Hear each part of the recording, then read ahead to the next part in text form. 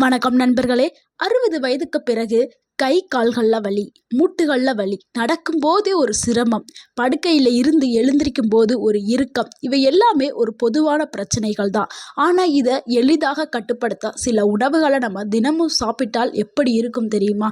இன்னைக்கு இந்த வீடியோவில் கை கால் வலியை தணிக்கக்கூடிய, எலும்பு நரம்புகளை பலத்தை அதிகரிக்கக்கூடிய 4 அற்புதமான உணவுகளை பற்றி தான் இந்த வீடியோவில் பார்க்க போகிறோம். ஸோ இந்த வீடியோவை ஸ்கிப் பண்ணாமல் ஃபுல்லாக பாருங்கள். கண்டிப்பாக உங்களுக்கு பயனுள்ளதாக இருக்கும். உங்களுடைய ஆரோக்கியம் கூட செய்யும். இந்த உணவுகளை நீங்கள் தொடர்ந்து ஒரு 15 நாட்கள் எடுத்துக்கிடும் பொழுது உங்களுடைய கை கால் வலி எல்லாமே பறந்து போக ஆரம்பிச்சிடும். முதலாவதாக பார்க்க போகிற உணவு என்னன்னா சுண்டல் தான். இது நம்ம சமையலறையில் ஈஸியாக கிடைக்கக்கூடிய உணவு தான். இதை நம்ம தமிழில் கொண்டைப்பயிறு அப்படின்னு நம்ம சொல்லுவோம். இதை இங்கிலீஷில் சிக்பி அப்படின்னு சொல்லுவோம். அதாவது இந்த கொண்டைப்பயிரில் நிறையா புரதம் இருக்குது. அதாவது புரோட்டீன்ஸ் அதிக அளவில் கொட்டி கிடக்குது இந்த கொண்டைப்பயிரில்.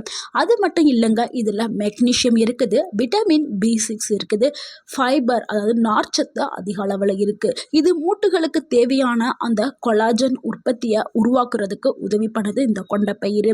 உங்களுடைய கால் கை வலியை குறைக்கிறதுக்கு இந்த உணவு ஒரு சிறப்பான உணவுன்னு சொல்லலாம். காலையில் எந்திரிக்கும் போது வரக்கூடிய அந்த ஸ்டிஃப்னஸ் எல்லாத்தையும் குறைக்கக்கூடியது இந்த உணவு. வயதானவர்களுக்கு நல்ல பலனை கொடுக்கக்கூடியது இந்த உணவு. அதாவது நரம்பு பலத்தை அதிகரிக்கிறதுக்கு உதவி பண்ணுது. மூட்டுகளில் ஏற்படக்கூடிய அந்த இன்ஃப்ளமேஷன், அந்த வலியை குறைக்கிறதுக்கும் இது உதவி பண்ணுது. நடக்கும்போது படியேறும்போது வரக்கூடிய அந்த வலி எல்லாத்தையும் குறைக்கக்கூடியது இந்த உணவு. முக்கியமாக வயதானவர்கள் ஒரு படிக்கட்டில் எடுத்து இன்னொரு படிக்கட்டுக்கு போகிறதே ரொம்ப சிரமமாக இருக்கும். ஏன்னா கால்களை தூக்கி அப்படி வச்சு நடக்கும்போது கால் வலிக்க ஆரம்பிச்சிடும். அப்படி இருக்கும் பொழுது நீங்கள் சுண்டலை நீங்கள் தொடர்ந்து சாப்பிட்டுட்டு வந்தீங்கன்னா உங்களுக்கு நீங்கள் எத்தனை படி வேணாலும் நீங்கள் நடக்க ஆரம்பிச்சிடுவீங்க. அந்த அளவுக்கு உங்களுடைய அந்த கால்வலி கைவலி எல்லாமே சரியாயிடும். அந்த அளவுக்கு உங்களுடைய மூட்டுகளுக்கு பலத்தை கொடுக்கக்கூடியது, நரம்புகளுக்கு பலத்தை கொடுக்கக்கூடியது இந்த சுண்டல். இது எப்படி சாப்பிடணுங்கிறத பார்க்கலாம்.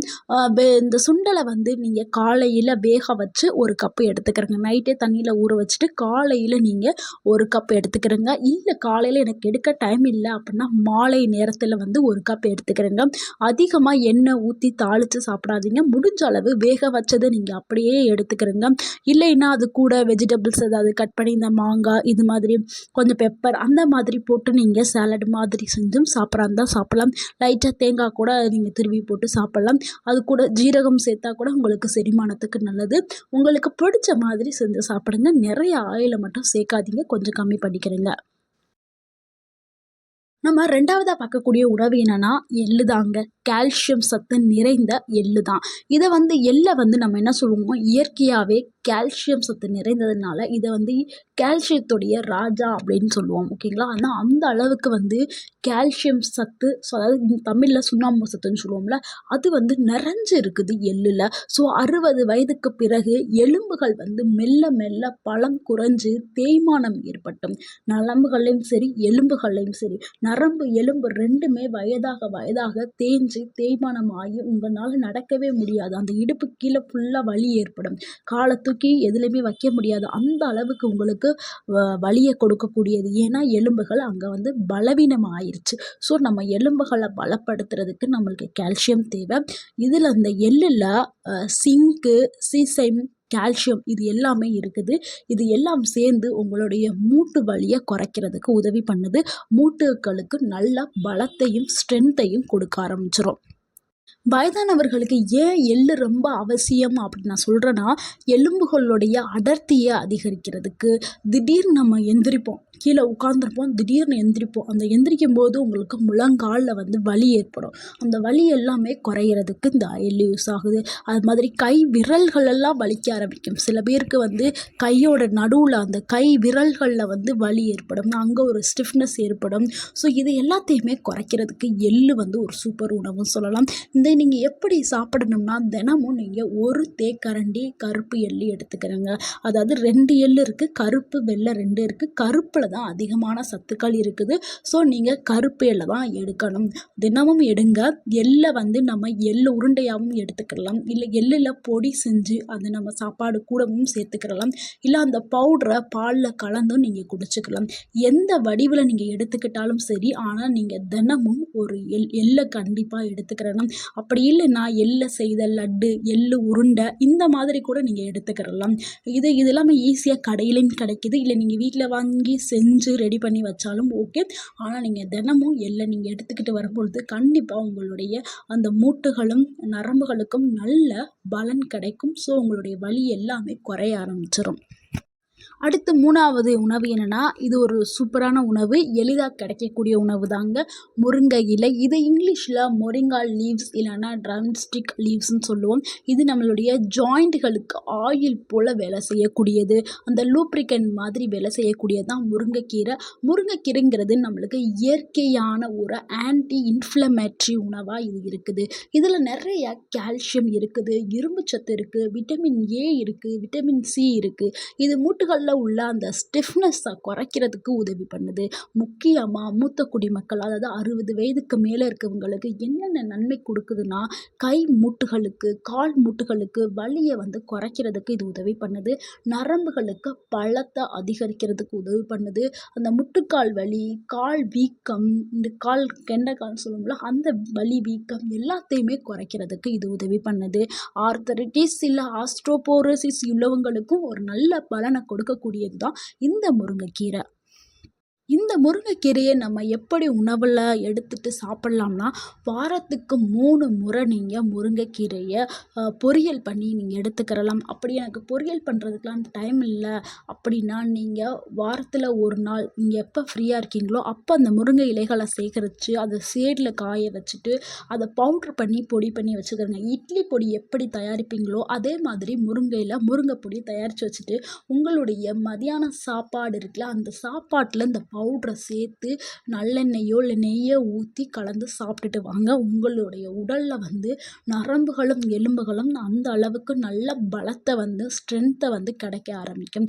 ஸோ உங்களுக்கு அந்த கை கால் வலி எல்லாமே வந்து சரியாயிடும்.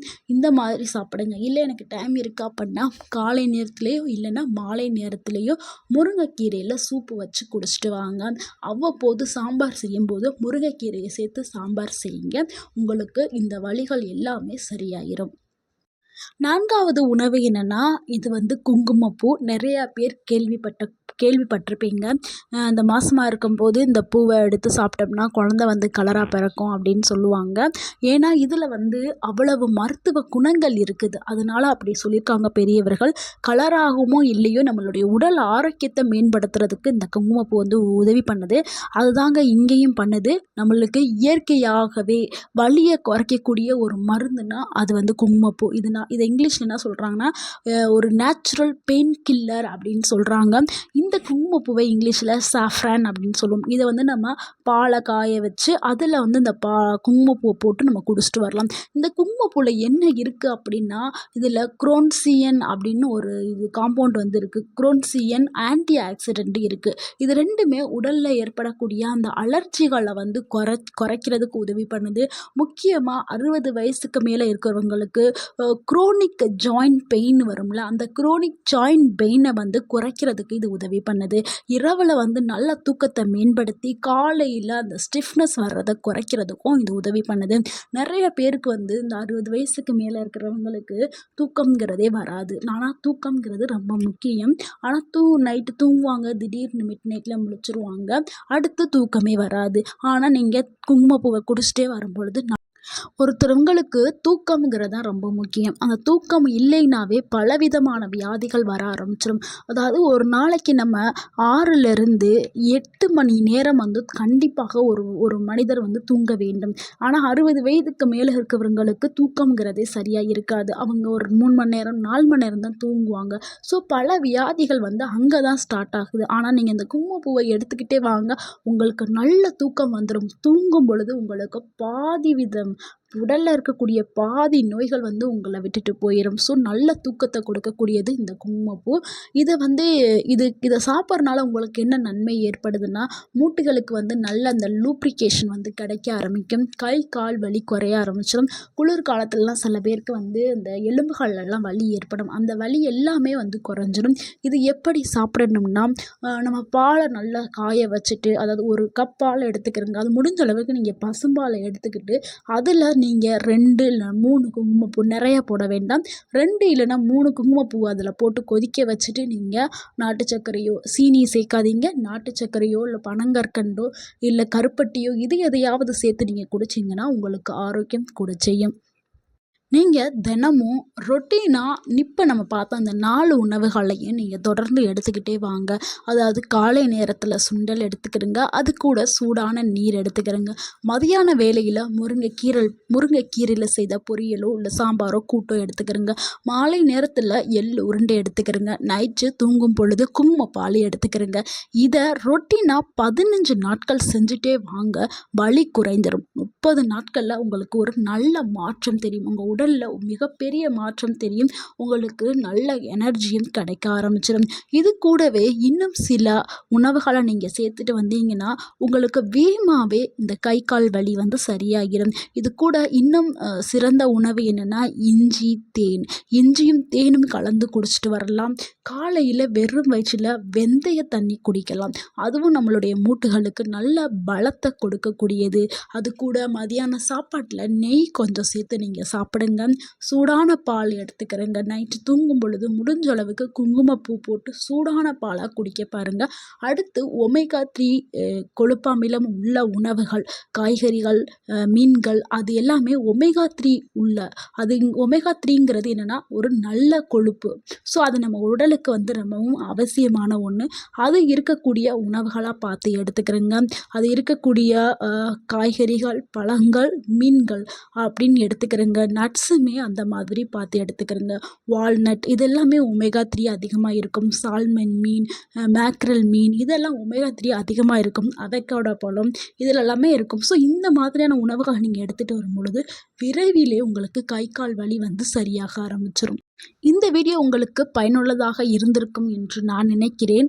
60 வயதுக்கு பிறகு கை கால் வலி வரக்கூடிய உங்களுடைய ஃப்ரெண்ட்ஸ் அண்ட் ஃபேமிலி சர்க்கிளில் யாராவது கை கால் வலி இருக்குது அப்படின்னு சொன்னாங்கன்னா இந்த வீடியோவை வந்து அவங்களுக்கு ஷேர் பண்ணுங்கள். அவங்களுக்கு பயனுள்ளதாக இருக்கும்.